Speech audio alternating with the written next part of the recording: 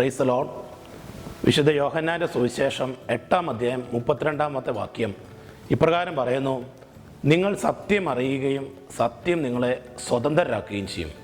ഇന്ന് നമ്മൾ പരിചയപ്പെടുന്നത് കമ്മ്യൂണിസ്റ്റ് പ്രസ്ഥാനവും കമ്മ്യൂണിസവുമാണ് ദൈവമെന്നും ഈ ലോകത്തിലെ ഏറ്റവും വലുതെന്നും വിശ്വസിച്ചിരുന്ന ഒരു വ്യക്തിയാണ്.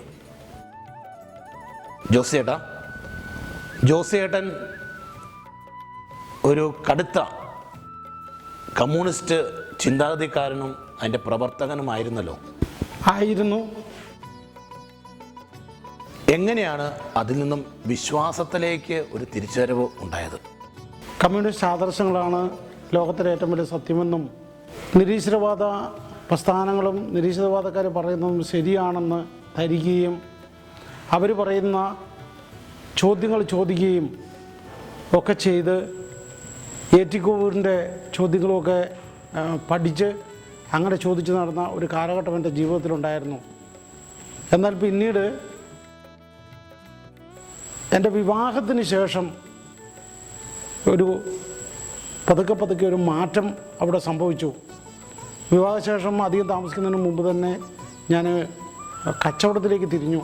കച്ചവടവുമായി ബന്ധപ്പെട്ട് പോകുന്നതിനിടയ്ക്ക് പാർട്ടി പ്രവർത്തനങ്ങളും അതുപോലെ ഉള്ള കാര്യങ്ങളുമൊക്കെ ഉപേക്ഷിക്കേണ്ടി വന്നു. എന്നാലും എനിക്ക് കാര്യമായ ദൈവവിശ്വാസമൊന്നും ഉണ്ടായിരുന്നില്ല. അങ്ങനെ കഴിയവേ 1990 എൻ്റെ ഒരു സഹോദരൻ, ഇപ്പോൾ ആ സഹോദരൻ മരണപ്പെട്ടു പോയി, കാരിക്കാട്ടിൽ ബേബി എന്ന് പറയുന്ന ഒരു സഹോദരൻ എന്നോട് ഇങ്ങനെ പറഞ്ഞു. ഈ കമ്മ്യൂണിസ്റ്റ് ചിന്താഗതിയൊക്കെ അതുകൊണ്ട് ഈ വിശ്വാസത്തെയോ അല്ല ഇതിനൊന്നും പ്രോത്സാഹിപ്പിക്കുകയല്ല, ഞാനൊരു കടുത്ത വിമർശകനായിരുന്നു. അപ്പോൾ അങ്ങനെ ഇരിക്കെ ഈ മകനോട് പറഞ്ഞു, തൻ്റെ വിമർശനമൊക്കെ താഴെ വെക്ക്, താൻ ഡിവൈൻ ധ്യാനകേന്ദ്രത്തിൽ പോയി ഒരു ധ്യാനം കൂട്, ശാന്തമായി അവിടെ പറയുന്ന കാര്യങ്ങളൊക്കെ ഒന്ന് കേൾക്ക് എന്ന് പറഞ്ഞു. ഈ മകനെ ഞങ്ങൾ തമ്മിൽ വളരെ അടുത്ത സുഹൃത്തുക്കളായിരുന്നു. അതിൻ പ്രകാരം ഞാൻ പോയി. ഞാനൊരു കാര്യലാഭത്തിന് വേണ്ടി പോയതല്ല. ഞാൻ അവിടെ ചെന്ന് ഞാനിങ്ങനെ ദൈവമുണ്ടോ, ഞാനിങ്ങനെ എൻ്റെ മനസ്സിൽ തീവ്രമായി പ്രാർത്ഥിച്ചു, ദൈവമേ അങ്ങ് ഉണ്ടെങ്കിൽ എനിക്ക് വെളിപ്പെടുത്തി തരണമേ. ഇങ്ങനെ പ്രാർത്ഥിച്ചുകൊണ്ടിരുന്നതിനിടയ്ക്ക് കൂടുതൽ ഞാനൊരു കമ്മ്യൂണിസ്റ്റുകാരനും ചിന്താഗതിക്കാരനും കൂടി ആയതുകൊണ്ട് ഞാനത് പ്രാർത്ഥനയ്ക്ക് ഇച്ചിരി കട്ടി കിട്ടാൻ വേണ്ടി ഞാനിങ്ങനെ പ്രാർത്ഥിച്ചു. ദൈവം നീ എനിക്ക് വെളിപ്പെടുത്തി തന്നാൽ, നീ ജീവിക്കുന്ന ദൈവമാണെന്നും സർവശക്തനാണെന്നും നീ എനിക്ക് വെളിപ്പെടുത്തി തന്നാൽ ഞാൻ തെരുവുകളിൽ നാൽക്കവലകളിൽ നിന്നുകൊണ്ട് പെരുവഴിയിൽ നിന്നുകൊണ്ട് ഞാൻ നിന്നെ പ്രഘോഷിക്കാം എന്ന് ഞാൻ പറഞ്ഞു. ഒരിക്കലും ഇങ്ങനെ ഒരു അനുഭവം ഉണ്ടാവുമെന്ന് വിചാരിച്ച് പറഞ്ഞതല്ല ഞാൻ. പക്ഷേ എന്നാൽ പിന്നീടുള്ള അനുഭവങ്ങൾ എന്നെ യഥാർത്ഥ ഒരു ദൈവവിശ്വാസത്തിലേക്ക് നയിച്ചു. എൻ്റെ സമീപം ഡിവൈൻ ധ്യാനകേന്ദ്രത്തിൽ ധ്യാനത്തിന് വന്ന ഒരു കോഴിക്കോടുകാരനായ ഒരു മനുഷ്യൻ തെങ്ങിൽ നിന്ന് വീണ് ഒന്ന് എഴുന്നേറ്റിരിക്കുവാനോ നിൽക്കുവാനോ കഴിയാതെ ഒലക്ക പോലത്തെ ഒരു വടിയുമായി ആ മകൻ എൻ്റെ അടുത്തിരിക്കുന്നുണ്ടായിരുന്നു. അപ്പോൾ ആ മകനെ നോക്കി ഞാനിങ്ങനെ പ്രാർത്ഥിച്ചു, ദൈവമേ അങ്ങനെ ജീവിക്കുന്നവരാണെങ്കിൽ എന്നെ വിശ്വാസം വർദ്ധിപ്പിക്കാൻ വേണ്ടി ഈ മകനെ ഇവിടുന്ന് സൗഖ്യപ്പെടുത്തണം. അപ്പോൾ പോട്ടാ ധ്യാനകേന്ദ്രത്തിൽ അനേകം അത്ഭുതങ്ങൾ നടക്കുന്നതായിട്ട് ഞാൻ കേട്ടിട്ടുണ്ട്. അങ്ങനെ ഞാൻ പ്രാർത്ഥന കഴിഞ്ഞു. ഇങ്ങനെ ഞാൻ പെരുവഴി ഒന്ന് പ്രസംഗിക്കാമെന്നൊക്കെ പറഞ്ഞു. അങ്ങനെ ധ്യാനം നടന്നുകൊണ്ടിരിക്കുകയാണ്. ധ്യാനം തീരാനായി, വെള്ളിയാഴ്ചയായി. ശനിയാഴ്ച രാവിലെയാണ് ധ്യാനം തീരുന്നത്. ആ വെള്ളിയാഴ്ച എൻ്റെ ജീവിതത്തിൽ എന്നെ മാറ്റിമറിച്ച ഒരു സംഭവം. ഈ തന്നെ എഴുന്നേറ്റ് നടക്കാനോ 4 പേര് കൂടി പിടിച്ചു നടത്താനോ പറ്റാത്ത സ്ഥിതിയിലുണ്ടായിരുന്ന ഈ മനുഷ്യൻ, അവൻ്റെ കയ്യിൽ നിന്ന് ഒലക്ക പോലത്തെ വടി താഴെയിട്ട് ഇവൻ സ്റ്റേജിലൂടെ നടന്നു. ഞാൻ എൻ്റെ നെഞ്ചത്ത് കൈവച്ച് ഞാനിങ്ങനെ പറഞ്ഞു, എൻ്റെ കർത്താവേ, എൻ്റെ ദൈവമേ. കാരണം യേശു ഇന്ന് ജീവിക്കുന്ന ദൈവമാണെന്ന് എനിക്ക് മനസ്സിലായി. ഈ ഒരു സംഭവം മാത്രമല്ല, അവിടെ വെച്ച് പല അനുഭവങ്ങൾ, പല സാക്ഷ്യങ്ങൾ കേട്ടു. അതൊന്നും കള്ളത്തരം കൊടുത്തോ കാശ് കൊടുത്തോ പറയിപ്പിക്കുന്ന സംഭവങ്ങളല്ല. എൻ്റെ ഹൃദയത്തെ അത് സ്പർശിച്ചു. മാത്രമല്ല, ഞാൻ അതുവരെ കേൾക്കാത്ത ബൈബിൾ വചനങ്ങൾ, ഞാനൊരിക്കലും ബൈബിൾ വായിച്ചിട്ടുണ്ടായിരുന്നില്ല. പക്ഷേ ബൈബിൾ വചനങ്ങൾ അതെൻ്റെ ഹൃദയത്തിൽ ആഴ്ന്ന് പതിക്കാൻ തുടങ്ങി. അപ്പോൾ ഞാൻ എൻ്റെ ജീവിതത്തിലേക്ക് ആഴ്ന്നിറങ്ങി. എൻ്റെ പാവാവസ്ഥ മനസ്സിലായി, എൻ്റെ വിഡ്ഢിത്തരം എനിക്ക് മനസ്സിലായി. ഞാനെന്ന് വെച്ച് ശാന്തതയോടെ ആ ധ്യാനം കഴിഞ്ഞ് ഞാൻ എൻ്റെ ഭവനത്തിലേക്ക് മടങ്ങിപ്പോന്നു. എന്നാൽ അതുവരെ ഞാൻ വിശ്വസിച്ചിരുന്ന കാര്യങ്ങൾ സത്യമല്ലെന്നും അതിനപ്പുറത്തേക്കൊരു സത്യമുണ്ടെന്നും എനിക്ക് മനസ്സിലായി. പിന്നീടാണോ ജോസിയേട്ടൻ്റെ ശുശ്രൂഷകൾ ആരംഭിക്കുന്നത്? അതായത് ഈ വിശ്വാസത്തിലേക്ക് വന്നതിന് ശേഷം, അതിനു മുമ്പ് എന്തെങ്കിലും എക്സ്പീരിയൻസുകളുണ്ടോ, അതോ വിശ്വാസത്തിലേക്ക് തിരിച്ചു വന്നതിന് ശേഷമാണോ ജോസിയേട്ടൻ്റെ ശുശ്രൂഷകൾ ആരംഭിക്കുന്നത്? ഞാൻ പറഞ്ഞ കാര്യങ്ങൾ ദൈവത്തോട് പറഞ്ഞതും ഞാൻ എൻ്റെ ഹൃദയത്തിൽ നിന്നാണ് പറഞ്ഞത്. കാരണം ഒരു കമ്മ്യൂണിസ്റ്റ് ചിന്താഗതിക്കാരൻ എൻ്റെ ഹൃദയത്തിൽ സത്യത്തോടെ ഒരു താല്പര്യം എനിക്കുണ്ടായിരുന്നു. പ്രിയപ്പെട്ടവരെ, ഈ ഈശോയുടെ ഈ വാഗ്ദാനം ഞാൻ കൊടുത്തെങ്കിലും സത്യത്തിൽ എനിക്ക് പേടിയാണ്. കാരണം പല പ്രശ്നങ്ങൾ ഈ നാൽക്കവലകളിൽ നിന്നും തെരുവഴിയിൽ നിന്നും സുവിശേഷം പറയാമെന്ന് ഞാൻ പറഞ്ഞെങ്കിലും ഞാൻ ആ വാക്ക് പാലിക്കാൻ തയ്യാറായാൽ, ഒന്ന്, സമൂഹം എന്നെ ഭ്രാന്തനാണെന്ന് മുദ്ര കുത്തും. 2, ഇത് ടൗണുകളിൽ നിന്ന് പറയാൻ ഞാൻ പോയാൽ മറ്റ് ഇതര മതസ്ഥരായ മനുഷ്യർ എന്നെ ഉപദ്രവിക്കും. അതുപോലെ ഈ ദൈവാനുഭവത്തിന് ശേഷം എൻ്റെ ജീവിതത്തിൽ ഒരുപാട് പരാജയങ്ങൾ എൻ്റെ ജീവിതത്തിൽ സംഭവിച്ചു. കാരണം സാമ്പത്തിക രംഗത്ത് നല്ല രീതിയിൽ പോയിക്കൊണ്ടിരുന്ന എൻ്റെ ജീവിതത്തിൽ അനേകം തകർച്ചകൾ തുടരെയായി തകർച്ചകളുണ്ടായി. ഈ തകർച്ചകൾക്ക് ശേഷം ജീവിക്കാൻ പോലും നിവൃത്തിയില്ലാത്ത അവസ്ഥയിലേക്ക് കടക്കുമ്പോൾ എനിക്ക് ശുശ്രൂഷയിലേക്ക് കടക്കാൻ പറ്റുമായിരുന്നില്ല. എന്നാൽ ഞാൻ തളരാതിരിക്കാൻ ദൈവം അതാത് സമയത്ത് തൻ്റെ ദൂതന്മാരെ അയച്ചുകൊണ്ടിരുന്നു. ഞാൻ ധ്യാനം കഴിഞ്ഞ് വന്ന ഉടനെ ഒരു സഹോദരന് എൻ്റെ അടുത്ത് വന്ന് പറഞ്ഞു, സഹോദര, ഇങ്ങനെ ഒരു പ്രാർത്ഥനാ ഗ്രൂപ്പിലെങ്കിലും പോകാതിരുന്നാൽ ഈ ബന്ധം വിട്ടുപോകും, അതുകൊണ്ട് പ്രാർത്ഥനാ ഗ്രൂപ്പിൽ പോകണമെന്ന് പറഞ്ഞു. ഞാൻ ആദ്യമായിട്ട് ആ മകൻ്റെ വാക്ക് കേട്ട് ആലക്കോട് ഫൊറോനാപ്പള്ളിയിലെ പ്രാർത്ഥനാ ഗ്രൂപ്പിൽ ഒരു കടന്നു ചെന്നു. അവിടെ കടന്നു ചെന്നപ്പോൾ ആ സഹോദരങ്ങൾ എന്നെ സ്നേഹത്തോടെ സ്വീകരിച്ചു. എനിക്ക് പ്രാർത്ഥിക്കുവാൻ അറിയത്തില്ല. അങ്ങനെ ആ പ്രാർത്ഥനാ ഗ്രൂപ്പിലൂടെ പതുക്കെ കർത്താവ് എന്നെ പ്രാർത്ഥനാ ഗ്രൂപ്പിൽ ലീഡ് ചെയ്യാനും അതുപോലെ തന്നെ പ്രാർത്ഥിക്കാനുമൊക്കെ ചെറിയ തോതിൽ പഠിപ്പിച്ചു.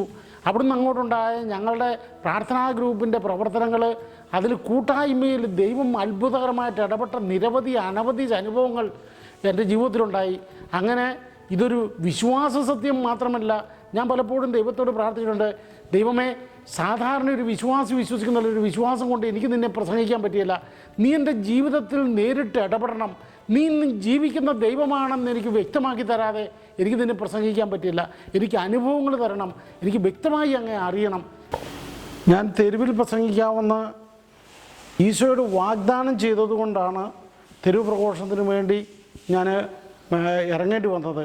അത് ഒരിക്കലും ഞാൻ ആഗ്രഹിച്ച് അങ്ങനെ ഒരു വലിയ ആഗ്രഹത്തോടെ പറഞ്ഞതല്ല.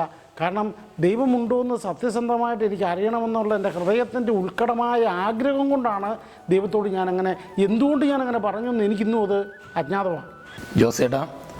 ജോസേട്ടൻ കൃത്യമായിട്ട് എത്ര കവലകളിൽ കേരളത്തിലെ തിരുവനന്തപുരം തൊട്ട് കാസർഗോഡ് വരെയുള്ള മേഖലകളിൽ പ്രസംഗിച്ചിട്ടുണ്ടാവും? കേരളത്തിലെ 14 ജില്ലകളിലും തമിഴ്നാട്ടിലെ നീലഗിരി ജില്ലയിലും അങ്ങനെ 15 ജില്ലകളിലായി ഏകദേശം 700ഓളം സ്ഥലത്ത് ഞാൻ കവലകളിൽ അതുപോലെ തന്നെ തെരുവിൽ പ്രസംഗിച്ചിട്ടുണ്ട്. തെരുവ് സുവിശേഷ വേലയിൽ ജോസേട്ടൻ ഇപ്പോൾ തന്നെ ഏകദേശം 700-ലധികം വേദികളിൽ പ്രസംഗിച്ചു എന്ന് കേട്ടിട്ടുണ്ട്. ഈ 700-ലധികം വേദികളിൽ പ്രസംഗിച്ച ഈ ജോസേട്ടൻ്റെ അനുഭവ സമ്പത്തിനിടയ്ക്ക് ജോസേട്ടന് ഏറ്റവും കൂടുതൽ ആനന്ദമുണ്ടായ അല്ലെങ്കിൽ അഭിമാനം തോന്നിയ നിമിഷം ഏതാണ്? അഭിമന്യ ജോർജ് വലിയ പിതാവിനെ കാണാൻ പോകുന്ന സമയത്ത് ഏകദേശം ഞാൻ 175 സ്ഥലത്ത് പ്രസംഗിച്ചിട്ടുണ്ടായിരുന്നു. ഞാൻ ഇക്കാര്യം പറഞ്ഞപ്പോൾ പെട്ടെന്ന് തന്നെ ഞങ്ങൾ ജനറൽ അച്ഛൻ പോയി, പിതാവ് സുഖമില്ലാതിരിക്കുകയായിരുന്നെങ്കിലും പിതാവിനെ വിളിച്ചുകൊണ്ട് വന്നു.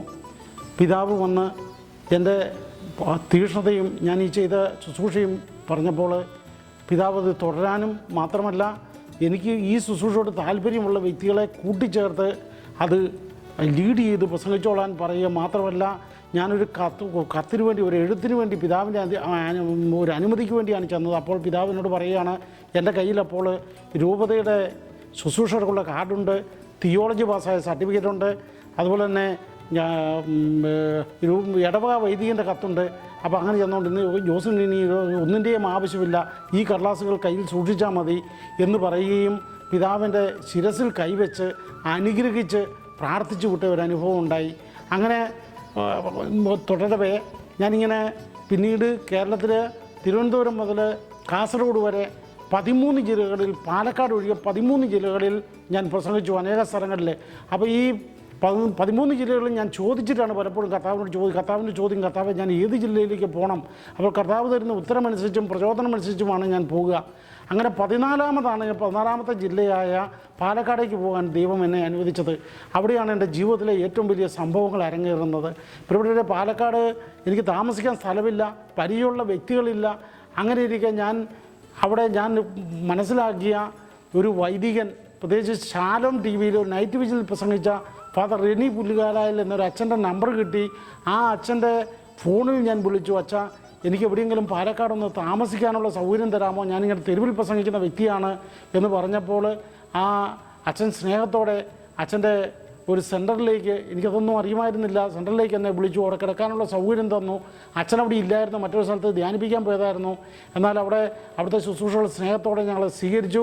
ഞങ്ങളവിടെ താമസിച്ചുകൊണ്ടിരിക്കുമ്പോൾ, അവിടെ പരിസരത്ത് ശുശ്രൂഷ ചെയ്തിരിക്കൊണ്ടിരിക്കുമ്പോൾ ഒരു ദിവസം യാദൃശ്യമായിട്ട് അവിടെ സെൻറ്റർ സന്ദർശിക്കാൻ വേണ്ടി അഭിമന്യ ജേക്കബ് മനത്തോടത്ത് പിതാവ് ആ സെൻറ്ററിലെ ശുശ്രൂഷകരെ കാണാൻ വേണ്ടിയാണ് പിതാവ് അവിടെ വന്നത്. എൻ്റെ പൊട്ടത്തരമാണ്. ആ ശുശ്രൂഷകർ അവിടെ ഇരുന്നപ്പോൾ ഞാനും ആ കൂട്ടത്തിൽ പോയിരുന്നു. യഥാർത്ഥത്തിൽ ശുശ്രൂഷകർ ഇരിക്കുന്ന കൂട്ടത്തിൽ ഇരിക്കാനുള്ള അനുവാദം എനിക്കില്ല. പക്ഷേ എൻ്റെ വിവരക്കേട് കൊണ്ട് ഞാൻ അവിടെ പോയിരുന്നു. പിതാവ് ഇങ്ങനെ വന്ന് ശുശ്രൂഷകരെല്ലാം സുഖമാണോ എന്ന് ചോദിച്ചതിന് ശേഷം പിതാവ് ഇരുന്നു. പിതാവ് അവിടെ ഇരുന്ന് കഴിഞ്ഞപ്പോൾ എൻ്റെ പുറകിൽ നിന്ന് ഏതോ ഒരു വ്യക്തി എഴുന്നേറ്റ് പിതാവിനോട് ഇങ്ങനെ പറഞ്ഞു, പിതാവേ ഇത് ജോസിയേട്ടനാണ്, തെരുവിൽ സുവിശേഷം പ്രസംഗിക്കുന്ന ജോസിയേട്ടനാണ് എന്ന് പിതാവിനോട് പറഞ്ഞു.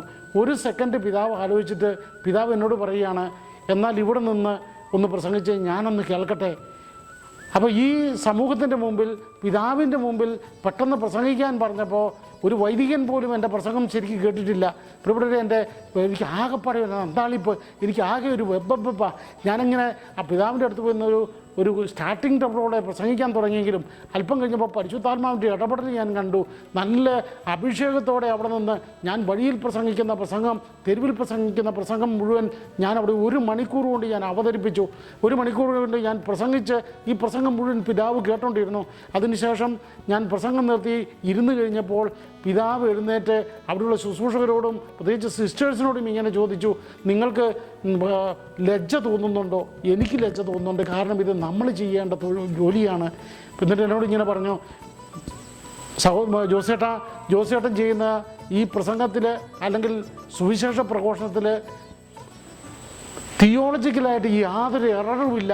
എന്ന് വെച്ചാൽ കത്തോലിക്ക സഭയുടെ പഠനം തന്നെയാണ് ജോസേട്ടൻ പ്രസംഗിക്കുന്നത്. അതുകൊണ്ട് ജോസേട്ടൻ ധൈര്യമായിട്ട് പ്രസംഗിച്ചോളുക.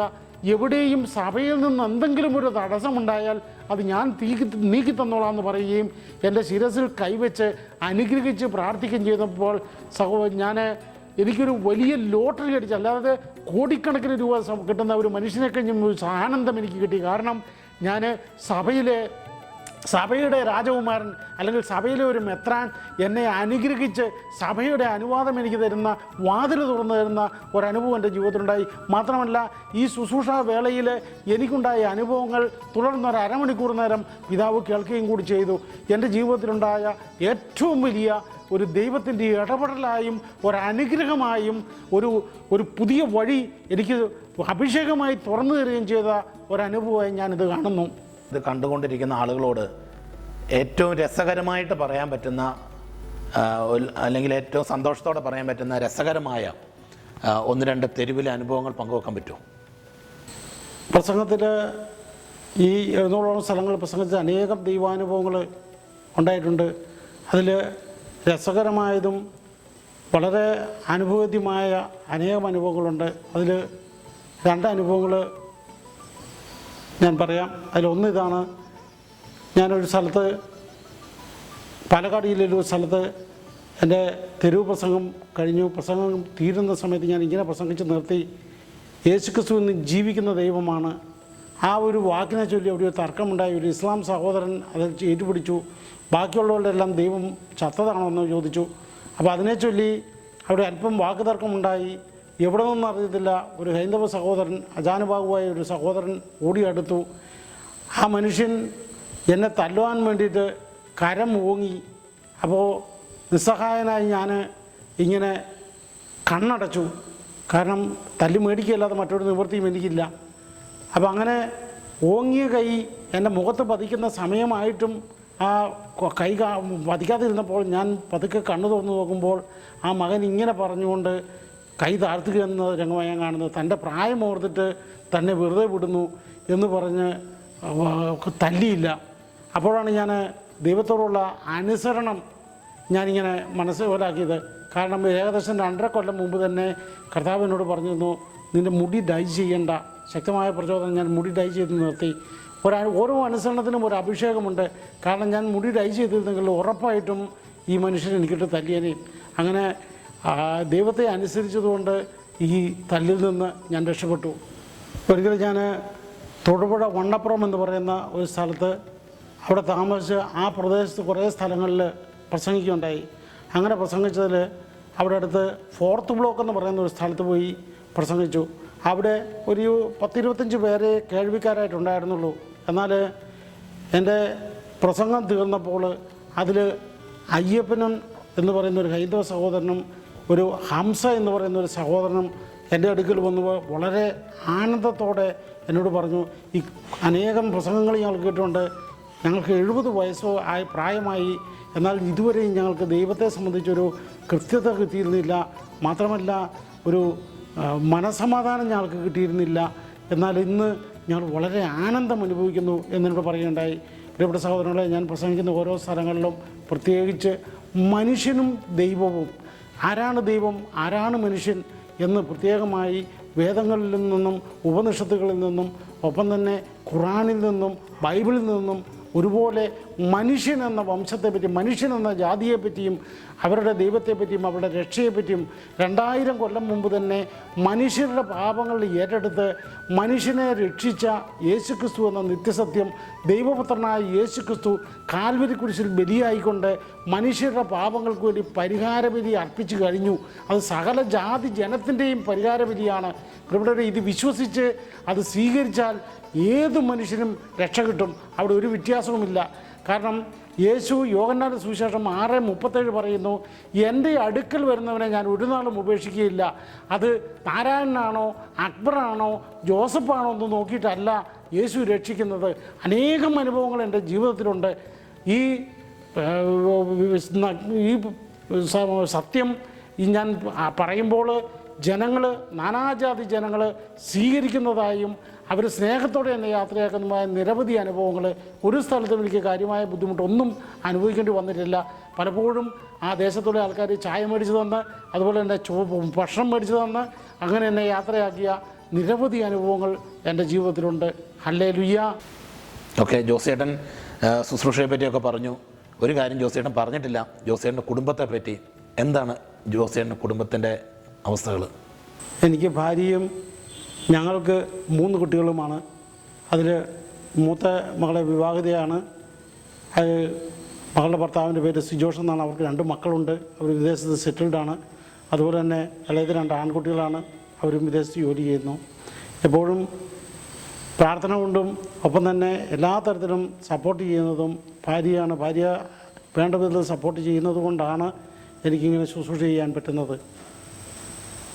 വഴിയും സത്യവും ജീവനുമായ യേശുക്രിസ്തുവിനെ അനുഭവിച്ചറിഞ്ഞ ഒരു വ്യക്തിയെ സംബന്ധിച്ച് ഇന്നും ജീവിക്കുന്നവനായ യേശുക്രിസ്തുവിനെ പ്രഘോഷിക്കാതെ അലസനായി ജീവിതത്തിൽ ആയിരിക്കാൻ സാധിക്കുകയില്ല എന്നുള്ളതിൻ്റെ ഒരു ഉത്തമ ഉദാഹരണമാണ് നമ്മുടെ ജോസിയേട്ടൻ. ജോസിയേട്ടനെ ഇനിയും കേരളത്തിലും ഇന്ത്യയിലും ലോകം മുഴുവനുള്ള അനേകം വേദികളിൽ, കവലകളിൽ പ്രസംഗിക്കാൻ സർവശക്തനായ ദൈവം അനുഗ്രഹിക്കട്ടെ എന്ന് നമുക്ക് പ്രാർത്ഥിക്കാം. ജോസിയേട്ടൻ്റെ ദൈവം ഒത്തിരി അനുഗ്രഹിക്കട്ടെ. ഈശോ മിശിഹായ്ക്ക്